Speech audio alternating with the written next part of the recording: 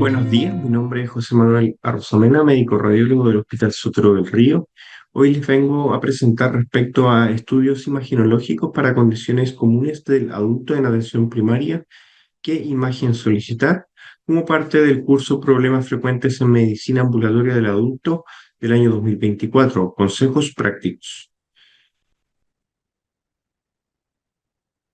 Bueno, los objetivos de la clase son recomendaciones generales respecto a estudios imaginológicos de elección en distintas patologías frecuentes del adulto en atención primaria, destacar las limitaciones de estudios imaginológicos de mayor disponibilidad en la atención primaria, resaltar la importancia de los antecedentes clínicos y estudios previos para una adecuada interpretación de los hallazgos imaginológicos y consideraciones generales respecto a medios de contraste yodados y gadolinium.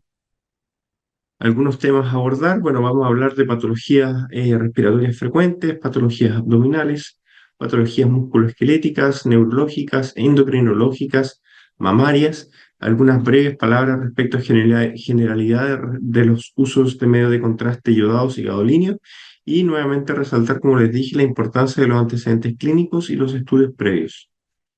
Esta clase está basada en los criterios de idoneidad de la ACR, ¿ya? Ahí les dejo el link para que los puedan revisar. Eh, Esta página, en el fondo, presenta tablas como las que pueden ver.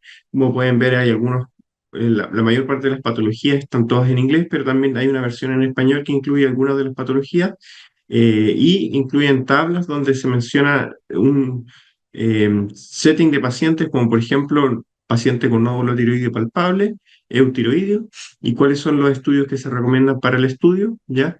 Haciendo énfasis también en la radiación a los cuales se ven los expuestos los pacientes con las distintas modalidades de estudio. Vamos a partir con las patologías respiratorias. Vamos a partir con neumonía e infección respiratoria. El estudio inicial de elección para neumonía es con radiografía de tórax posterior, anterior y lateral, la cual presenta una sensibilidad de aproximadamente el 67% para el diagnóstico de una neumonía, ¿ya? Es importante siempre que todo paciente en el que sospechen una neumonía, una vez resuelto el cuadro clínico, controlen con una radiografía de tórax a las 4 a 6 semanas para ver la resolución del fondo, una resolución imagenológica de la neumonía, la cual en general demora más que la resolución del cuadro clínico.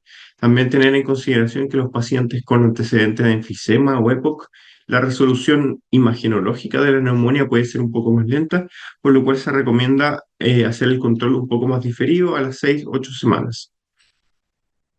¿Cuándo estudiar una neumonía con una tomografía computada de tórax? En general se recomienda usar tomografía computada de tórax contrastada, la cual permite una mejor caracterización de hallazgos como un empiema o un absceso pulmonar. Esta se debe realizar en casos de neumonía grave que no responda a tratamiento a las 48 a 72 horas, en lo cual se debe sospechar una complicación. También está recomendado en pacientes que tienen una radiografía inicial normal o una radiografía con hallazgos equívocos, en los cuales persiste la sospecha de neumonía. Y en estos casos se ha visto que entre un 12 a un 33% de los casos en pacientes que presentaban una radiografía de tórax normal presentan posteriormente una neumonía en la tomografía computada, y también en pacientes en que el análisis de la radiografía puede ser un poco más complejo, como puede ser el caso de pacientes con EPOC, una enfermedad pulmonar intersticial fibrótica que presentan alguna neoplasia subyacente, y también en pacientes inmunosuprimidos. Vamos a hablar respecto a la sospecha de tuberculosis. El estudio inicial, al igual que el caso anterior, es con radiografía de tórax, posterior, anterior y lateral. Los hallazgos clásicos son enfermedad fibrocavitaria, focos de condensación, los cuales predominan en lóbulos superiores y segmentos superiores de lóbulos inferiores. Estos hallazgos, si bien carecen de una baja especificidad, presentan una alta sensibilidad, la cual debe ser confirmada posteriormente con una vaciloscopía. Y en pacientes con hallazgos equívocos o pacientes inmunosuprimidos, se debe considerar la tomografía computada de tórax, ya que se pueden ver hallazgos como, por ejemplo, espondilodicitis por tuberculosis o hallazgos más difíciles de visualizar en la radiografía de tórax, como por ejemplo puede ser una tuberculosis miliar. Vamos a hablar breves palabras respecto del asma y el EPOC. El estudio imagenológico de rutina en asma y EPOC no se encuentra indicado. lo más frecuente es que en pacientes con asma y EPOC la radiografía de tórax sea normal. En general, la indicación de estudio imaginológico suele ser en contexto de agudo, sospechando, por ejemplo, una descompensación de la patología de base, en la cual se debe ir a descartar una neumonía subyacente, o pacientes que presentan asma o EPOC que presentan dolor torácico, en los cuales se debe ir a descartar, por ejemplo, un neumotórax. En general, el estudio imaginológico ambulatorio con tomografía computada de tórax en pacientes asmáticos no se encuentra indicado y se encuentra indicado solo en el contexto de pacientes asmáticos que presentan una mala respuesta a tratamiento, de los cuales se debe ir a sospechar una patología simuladora de asma, como por ejemplo lo puede ser una aspergilosis broncopulmonar aguda, una vasculitis, entre otros. Y por otra parte, también el estudio imaginológico ambulatorio con tomografía computada de tórax en pacientes con EPOS, en general tampoco se encuentra indicado y en general está más dado por el aumento del riesgo de cáncer pulmonar que presentan estos pacientes por el consumo de tabaco. Aquí tenemos las mismas tablas de la ACR que les mostré antes para resaltar un poco lo mismo que comentamos previamente.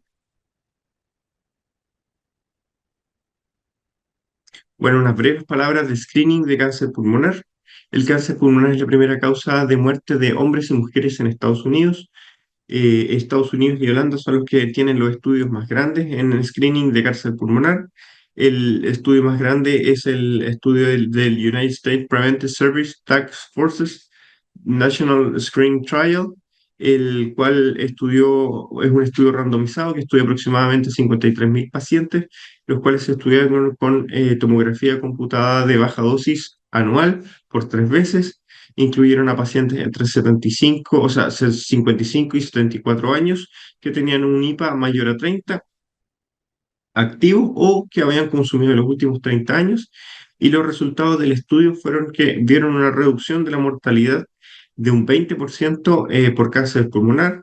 A su vez, también vieron una reducción de la mortalidad de 6,7% por otras causas. El número de pacientes sometidos a screening para salvar una vida fue de 320 versus, por ejemplo, la mamografía, que se requiere de aproximadamente 365 a 600 estudios para salvar una vida. Y las desventajas que detectaron en el estudio fue que hay un aumento de los falsos positivos, lo que conlleva un aumento de biopsias pulmonares, complicaciones y aumento de los costos de salud. Las recomendaciones del estudio son básicamente, o qué pacientes tienen indicables screening cáncer pulmonar, serían pacientes fumadores activos o que han fumado en los últimos 10 años, que tienen un IPA mayor a 20 paquetes años, que no tienen historia de cáncer pulmonar y que tienen entre 50 y 80 años. Otra de las recomendaciones del estudio fue siempre hacer el énfasis en el cese del tabaco. Vamos a hablar unas breves palabras de patologías abdominopelvianas. Vamos a hablar primero del dolor abdominal agudo, cuando se habla de dolor abdominal inespecífico, sin localización específica en algún cuadrante del abdomen. El estudio de elección es la tomografía computada contrastada, el cual permite diagnosticar la mayor parte de las causas de dolor abdominal, incluido la colecistitis aguda. Muchas veces, si bien no es el estudio de elección, muchas veces se puede hacer el diagnóstico de colecistitis por tomografía computada y también permite hacer el diagnóstico de múltiples causas como pancreatitis, abscesos hepáticos, apendicitis, entre otros.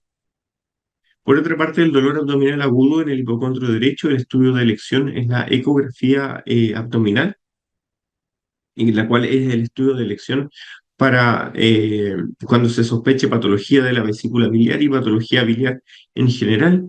En caso de que la sospecha clínica sea de coledocolitiasis, el estudio de elección es la colangioresonancia, pero la ecografía abdominal puede ser una buena primera aproximación. Vamos a hablar también del estudio de alteración de pruebas hepáticas en pacientes con un patrón de predominio hepatocelular. El estudio de elección es la ecografía abdominal, al igual que en pacientes que presentan una alteración de predominio colestásico. En pacientes que presentan una ecografía abdominal normal con un patrón colestásico, el siguiente estudio es con una colangioresonancia, el cual, como ya mencionamos previamente, es el estudio de elección para evaluar la vía biliar. La ecografía abdominal permite el diagnóstico de patologías frecuentes como causas de alteración de las pruebas hepáticas, como por ejemplo un daño hepático crónico o una esteatosis hepática moderada severa. También existen hallazgos imagenológicos que nos permiten diagnosticar hepatitis, ¿ya? En pacientes que vienen muchas veces con sospecha de colecistitis aguda, no presentan una colecistitis aguda y presentan hallazgos sugerentes de hepatitis, los cuales posteriormente son confirmados con exámenes de laboratorio, y considerar que hasta un 30% de los pacientes con coreocolitiasis puede tener una vía biliar de calibre normal, y en caso de persistir la sospecha clínica, como mencioné previamente, el estudio es con colagio-resonancia. Vamos a hablar unas breves palabras del estudio de lesiones focales hepáticas. Las lesiones focales hepáticas suelen ser hallazgos frecuentes en ecografías y tomografías computadas realizadas por otros motivos. El estudio de elección que permite una mejor caracterización de las lesiones focales hepáticas es la resonancia magnética con contraste, la cual permite el diagnóstico definitivo de aproximadamente un 95% de las lesiones focales, y tan solo un 1,5% de los pacientes requiere algún estudio adicional. La tomografía computada de abdomen contrastada con contraste disfásico, eso quiere decir una fase sin contraste, una fase arterial, una fase portovenosa y una fase tardía, suele ser una buena alternativa para permitir una adecuada caracterización de lesiones focales hepáticas, permitiendo el diagnóstico definitivo en aproximadamente un 70% de los casos, y solo un 10% de los casos requiere algún estudio adicional. El contexto clínico en que la tomografía computada trifásica no anda muy bien son en pacientes con lesiones pequeñas, menores a 10 milímetros, o pacientes con esteatosis hepática, y en estos casos puede que la tomografía computada esté un poco limitada y el estudio de elección sea la resonancia magnética. En pacientes sin neoplasia extrahepática conocida, con neoplasia extrahepática conocida o con daño hepático crónico, la tomografía computada de abdomen trifásica, la resonancia magnética con contraste y la ecografía con contraste son muy buenas opciones. La verdad es que la ecografía con contraste en Chile no se encuentra muy disponible, pero hay muchos estudios internacionales que hablan del tema. Unas breves palabras del estudio de hernias de la pared abdominal, hacer énfasis en que la solicitud debe decir ecografía de partes blandas de la pared abdominal y no ecografía abdominal, debido a que son estudios distintos. El estudio de elección, como ya dije, es la ecografía de partes blandas de la pared abdominal, ya sea para el estudio de hernias de la pared abdominal anterior o de hernias inguinocrurales. En pacientes que puedan tener anillos herniarios muy grandes, muchas veces la ecografía se encuentra un poco limitada, y en estos contextos clínicos, una tomografía computada de abdomen no contrastada sin y con maniobra de Valsalva puede ser una buena alternativa. Breves palabras respecto a la enfermedad renal crónica y la enfermedad renovascular. La ecografía renal es el estudio inicial de elección para el estudio de enfermedad renal aguda y crónica. Permite diagnosticar hidronefrosis, el tamaño renal, la ecogenicidad y la morfología renal, hallazgos que permiten diferenciar muchas veces entre insuficiencias renales agudas o crónicas. La disminución de tamaño y espesor cortical suele sugerir una enfermedad renal crónica, mientras que el aumento de la ecogenicidad es un hallazgo inespecífico que orienta tanto a enfermedad renal crónica como aguda. Las causas renovasculares de insuficiencia renal aguda y crónica son infrecuentes, por lo cual en general el estudio de insuficiencia renal no requiere estudio Doppler renal. La ecografía Doppler renal se encuentra restringida para el estudio de enfermedad renovascular en contexto de pacientes que se sospecha una hipertensión arterial secundaria. La ecografía Doppler renal es el estudio de elección inicial para evaluar enfermedad renovascular y se puede encontrar limitada en pacientes con obesidad o que presentan un acentuado meteorismo. En pacientes que presentan una ecografía Doppler renal alterada, el siguiente estudio para complementar el estudio es un angiotac de abdomen, el cual permite una mejor caracterización del grado de estenosis y las causas de la estenosis de arterias renales. Infecciones urinarias a repetición en la mujer. Los pacientes con infecciones urinarias bajas como cistitis recurrentes, no complicadas, sin factores de riesgo, no requieren de estudio imagenológico. Pacientes con pielonefritis aguda a repetición, diabetes, anomalías anatómicas, embarazo, inmunosupresión, cálculos previos, diverticulitis previa, son indicaciones de estudio imagenológico. El estudio de elección es el UROTAC. Una buena alternativa puede ser una ecografía renal y pelviana, la cual puede diagnosticar la presencia de una uropatía obstructiva, evaluar el residuo postmiccional y la presencia de nefrolitiasis. Breves palabras de la hiperplasia prostática benigna. La ecografía pelviana es el estudio de elección para evaluar la hiperplasia prostática benigna. Permite evaluar el crecimiento prostático, signos de vejiga de lucha y evaluar el residuo postmiccional. En general, la ecografía renal acompañante de la ecografía pelviana no se encuentra indicada de forma rutinaria y solo estaría indicada en pacientes en los cuales se sospecha una enfermedad renal crónica de causa post-renal. Hacer una breve distinción respecto a los distintos estudios de las vías urinarias por tomografía computada. El Pielotac es un TAC, una tomografía computada de menor dosis, que está indicada solo para el estudio de cálculos renales. El UROTAC es una tomografía computada que presenta tanto uso, o sea, se adquieren fases sin contraste, con contraste y también fases de eliminación. Y la indicación de un UROTAC sería básicamente para el estudio de hematuria y sospecha de lesiones neoplásicas del tracto urinario superior. La tomografía computada de abdomen y pelvis, en general, es un estudio más general, el cual se protocoliza según la sospecha clínica, según el diagnóstico que se coloca en la orden. Por eso es importante también colocar el diagnóstico de sospecha, porque no solo sirve para como antecedente para el radiólogo que evalúa las imágenes, sino que es importante para la protocolización del estudio. Los protocolos son variables, incluyen fases sin contrastes, córtico-medular, nefrográfica y tardía, y este es el estudio de elección para pacientes con sospecha de tumores renales. Les recomiendo pedir una tomografía computada de abdomen y pelvis, indicando el diagnóstico para que se hagan estas fases, ya que un UROTAC tiene unas fases que son un poco distintas. Vamos a hablar brevemente ahora de patologías musculoesqueléticas frecuentes. Les dejo aquí las proyecciones radiográficas musculoesqueléticas de uso frecuente con los distintos escenarios clínicos y cuáles son las proyecciones a solicitar.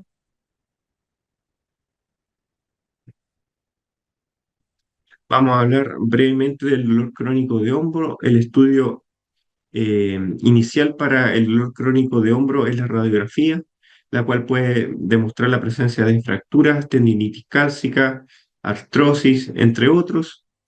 Un estudio inicial con una radiografía de hombro y una ecografía de hombro es una buena alternativa, en especial si se sospecha patología del manguito rotador. La ecografía de hombro presenta una gran sensibilidad y especificidad para diagnosticar patología del manguito rotador, incluso comparable a la resonancia magnética. Breves palabras respecto al dolor crónico de cadera. La radiografía es el estudio de elección para evaluar inicialmente a pacientes con dolor crónico de cadera, ya que permite el diagnóstico de artrosis de cadera y puede seguir o puede guiar el siguiente estudio a solicitar. La ecografía permite diagnosticar bursitis, tendinosis y desgarros como causa de dolor crónico en relación a las cadenas. La resonancia magnética sin contraste se encontraría indicada en pacientes en los cuales se sospecha un pinzamiento o una displasia de cadera, patología del labrum o del cartílago articular. Dolor crónico de rodillas. La radiografía de rodillas es el estudio inicial de elección para el dolor crónico de rodillas, en especial en pacientes añosos, en lo cual la causa más frecuente es la artrosis. En pacientes con una radiografía de rodillas normal o que presentan clínicamente derrame articular, el estudio de elección es la resonancia magnética sin contraste. Aquí también nuevamente le coloco una tabla ya con algunas tendinitis, bursitis frecuentes y cuál es el estudio a solicitar. Recalcar también siempre indicar cuál es la sospecha clínica en la orden médica. Para continuar, vamos a seguir con algunas patologías neurológicas frecuentes. El estudio de la cefalea tensional y la migraña típica son examen neurológico, con un examen neurológico normal, no tienen indicación de un estudio imagenológico. La cefalea intensa de inicio súbito nos debe hacer sospechar una hemorragia subaracnoidea, en cuyo caso el estudio inicial de elección es la tomografía computada sin contraste, la cual presenta un valor predictivo negativo de 99% para descartar una hemorragia intracraniana en los próximos 6 días. La cefalea más banderas rojas o antecedentes de un cáncer conocido, inmunosupresión, embarazo o focalidad neurológica. En estos casos, el estudio de elección es la resonancia magnética con gadolinio. Una alternativa puede ser una tomografía computada. La tomografía computada sin contraste nos va a permitir descartar hemorragias y grandes lesiones expansivas como tumores o hematomas o la presencia de hidrocefalia, mientras que una tomografía computada con contraste nos permite caracterizar un poco más las lesiones expansivas o la presencia de trombosis de senos venosos. Siempre que encontremos alguna lesión o tumor expansivo intracraniano o intra o extraaxial, el siguiente estudio de elección es la resonancia magnética contrastada.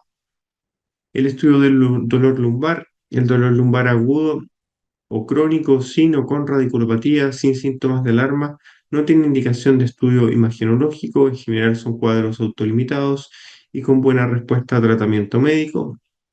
Pacientes con dolor lumbar con o sin radiculopatía, con síntomas persistentes o después de 6 semanas con un adecuado manejo del dolor, o que son pacientes candidatos a cirugía. El estudio de elección es la resonancia magnética de columna lumbar sin contraste. Una alternativa pudiese ser una tomografía computada de columna sin contraste. En caso de sospecha de un síndrome de Caudaquina, está indicada la derivación de urgencia y en este caso el estudio de elección nuevamente es la resonancia magnética de columna lumbar sin contraste. En estos casos, una buena alternativa puede ser la tomografía computada de columna lumbar sin contraste, como la cual nos va a permitir una adecuada evaluación de la presencia de una raquiastenosis. En presencia de dolor lumbar más un trauma de baja energía o el antecedente de osteoporosis o edad avanzada o uso de corticoides, siempre se debe sospechar la presencia de alguna fractura. Tanto la tomografía computada de columna lumbar como la resonancia magnética de columna lumbar son buenas alternativas en este contexto. Lo que sí, la resonancia magnética permitiría determinar si la fractura es una fractura aguda, en cuyo caso se puede observar edema óseo, hallazgo que no se puede visualizar en tomografía computada, pero en general la tomografía computada es una buena alternativa tanto para caracterizar las fracturas como compromiso del canal raquídeo. El dolor lumbar en contexto de sospecha de cáncer, espondilocitis o inmunosupresión. En estos casos, el estudio de elección es la resonancia magnética con contraste, debido a que permite caracterizar mejor la presencia de un proceso inflamatorio infeccioso intrarraquídeo o de la espondilocitis propiamente tal. Aquí un breve resumen respecto a los distintos escenarios clínicos. Por ejemplo, en caso de sospecha de una fractura, la tomografía computada puede ser una buena alternativa y es en general lo que se solicita en setting de urgencia. También lo mismo en contexto de pacientes con cáncer o alguna infección como una espondilocitis, el estudio de elección es la resonancia magnética. Pasando a patologías endocrinológicas, el estudio del nódulo tiroideo. Si un paciente presenta un nódulo tiroideo palpable, el objetivo de la ecografía o del estudio imagenológico es confirmar la presencia y caracterizar el nódulo. La ecografía tiroidea es el estudio de elección para evaluar el riesgo de malignidad de un nódulo tiroideo. Se usa en los criterios de T-RADS para una estratificación del riesgo de malignidad de un nódulo tiroideo para poder determinar o no la necesidad de una biopsia por aguja fina, o sea, perdón, una punción por aguja fina. El cintigrama con yodo 123 estaría solo indicado en contexto de pacientes con nódulo tiroideo hiperfuncionante. Estudios de hipotiroidismo y hipotiroidismo, tener en consideración que el estudio inicial del hipotiroidismo no requiere de un estudio imagenológico y la ecografía es el estudio de elección para la evaluación de un bocio tiroideo. En pacientes con grandes bocios con extensión intratorácica puede ser de utilidad también la tomografía computada para evaluar la extensión intratorácica del bocio tiroideo, el cual muchas veces puede no ser completamente evaluable por ecografía. Breves palabras de patología mamaria. En cuanto a screening de cáncer de mama, la mamografía es la única herramienta de tamizaje validada para cáncer de mama, presenta una sensibilidad general. Estamos hablando de todos los grupos de pacientes, entre un 75 y un 80%. Está indicado la mamografía anual para mujeres mayores de 40 años y desde los 35 años en pacientes que tienen antecedente familiar de cáncer de mama. La variabilidad de la sensibilidad de la mamografía según, o sea, perdón, la sensibilidad de la mamografía para detectar cáncer de mama varía según la densidad mamaria, la cual puede llegar a ser hasta de un 30% en pacientes con mamas densas, que en general se trata de pacientes más jóvenes. En pacientes que tienen una mamografía de screening, ¿cuál es el siguiente estudio o un estudio complementario a la mamografía de screening? En general, en mujeres con riesgo promedio, con mamas no densas, la mamografía de screening es suficiente. En pacientes con mamas densas, o sea, una ACR-COD, la ecografía mamaria o una mamografía con contraste pueden ser buenas alternativas complementarias al screening de cáncer de mama y en pacientes con alto riesgo de cáncer de mama, entiéndase pacientes con mutación de un BRCA, por ejemplo, está indicada como parte del screening la resonancia magnética de mama contrastada.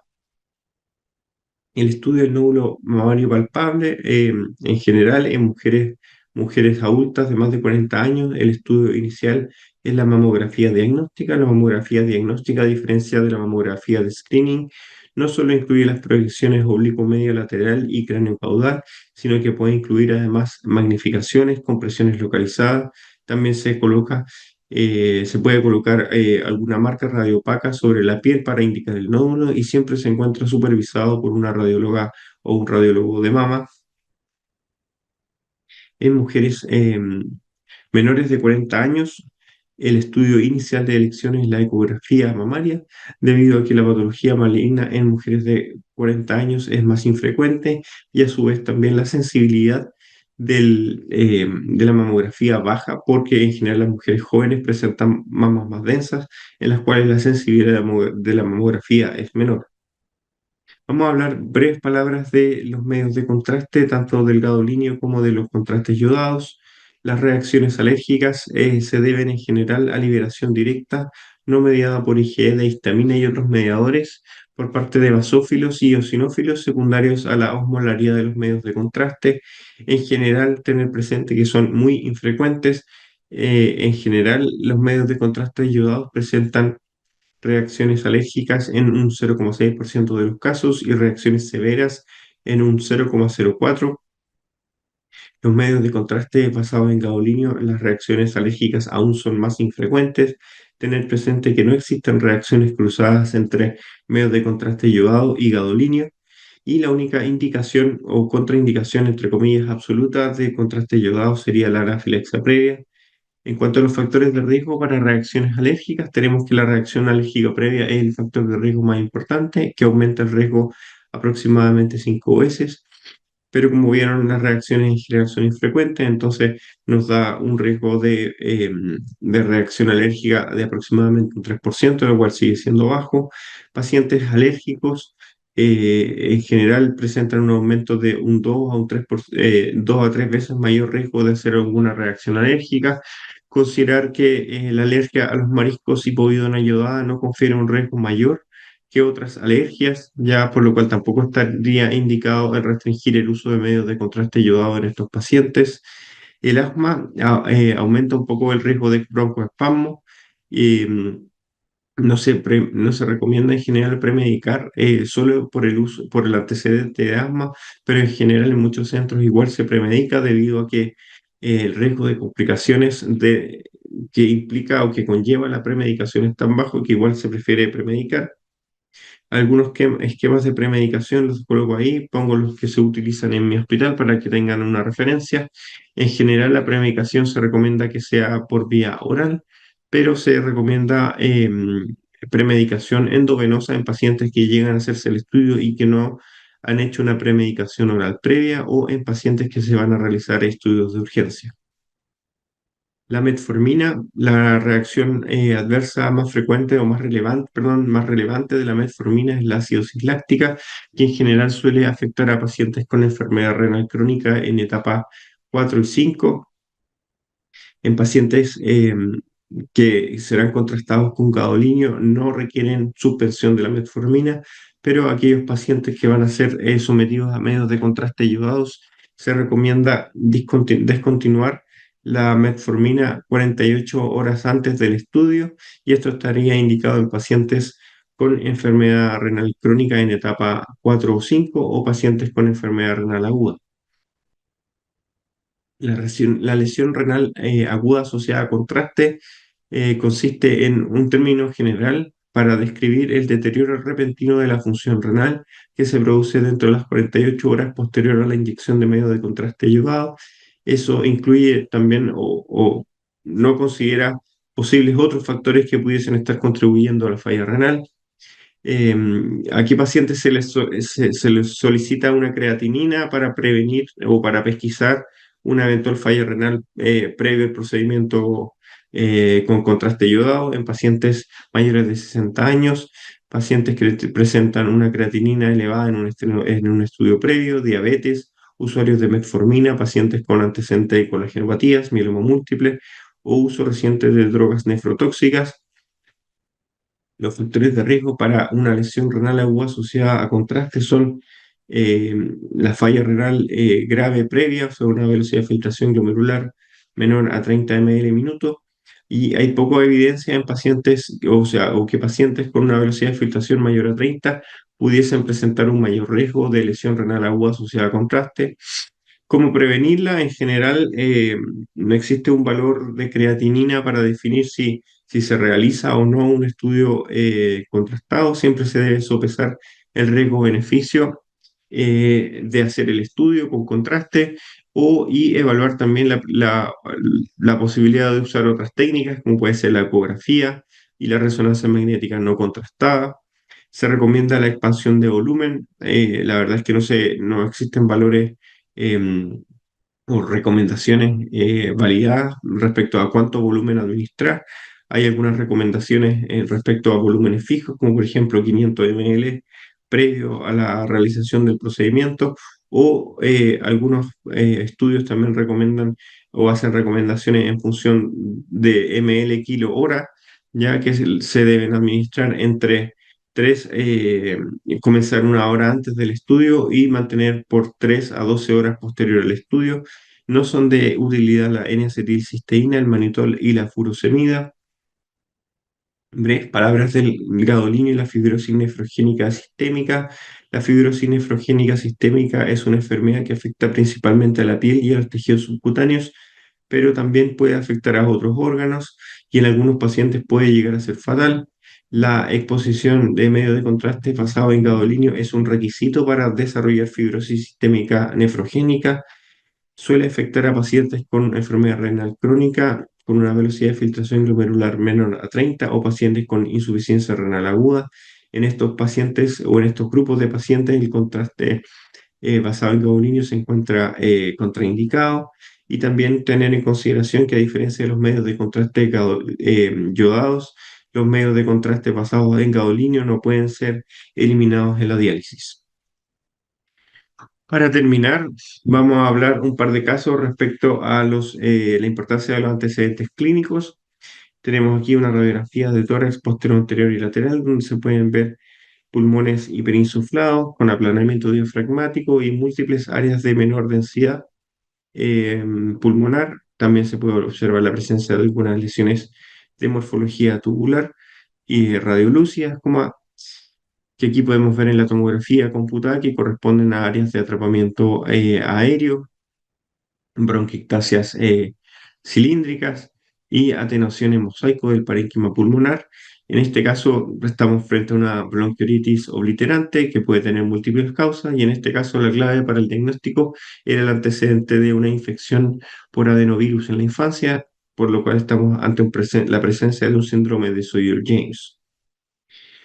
También resaltar la importancia de los estudios previos. Aquí tenemos una paciente que realizó una radiografía de tórax en marzo del año 2018 y posteriormente una segunda radiografía en mayo del año 2019, donde podemos ver en la radiografía del año 2018 la presencia de algunas reticulaciones gruesas subpleurales compatibles con reticulaciones en contexto de una enfermedad intersticial fibrótica y podemos ver que la enfermedad intersticial fibrótica persiste un año después, pero se ha hecho evidente una lesión nodular en el lóbulo superior derecho que en retrospectiva ya era visible y que ha aumentado en tamaño y densidad, la cual fue compatible con un cáncer pulmonar. Por eso resaltar la importancia de visualizar los estudios previos, ya que pueden ser la clave para interpretar los hallazgos en el presente estudio y además también muchas veces la duda clínica que tenemos ya puede haber sido contestada con algún examen anterior y puede ser no necesario el estudio que queremos solicitar. Eso, muchas gracias.